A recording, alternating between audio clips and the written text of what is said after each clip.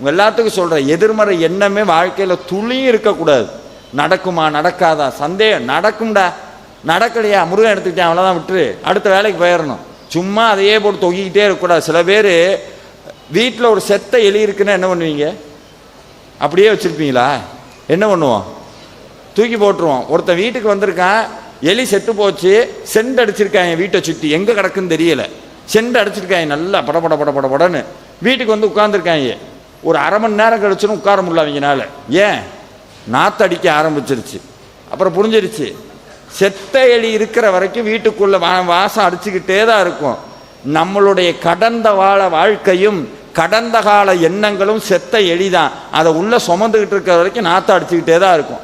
எப்போ தூக்கி அப்படி வீசுகிறோமோ அப்போவே வாழ்க்கை சந்தோஷமாக இருக்கும்.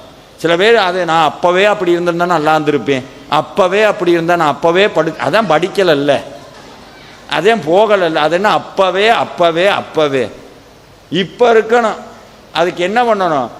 அப்போ நம்மளுக்கு தெரியுது நம்ம கண்ட்ரோலில் நம்ம இல்லை, மனசு எங்கேயோ போயிடுச்சு அப்படின்னு.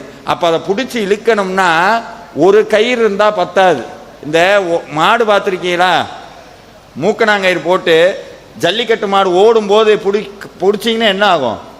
உங்களை சேர்த்து இழுத்துக்கிட்டு போயிடும். ஆனால் என்ன பண்ணணும்? போகிற மாதிரி போய் அது போகிற வரைக்கும் அப்படியே கைத்தை பிடிச்சி அது கூடயே போய் ஸ்லோவாகும்போது பிடிச்சி இழுக்கணும். மனசுக்குள்ள வேல்மாறல்ங்கிற மந்திரத்தை கட்டி விட்டுறணும். நீங்கள் சில டைம் வீட்டில் உட்காந்து படிச்சிருக்கும் போது மனசு அதை நினைக்காது, எதையோ நினச்சிக்கிட்டு இருக்கோம்.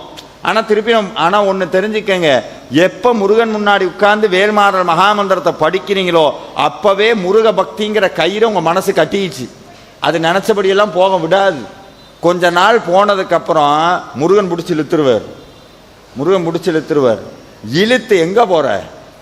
பிடிச்சி இழுத்து உட்கார வச்சிருவார்.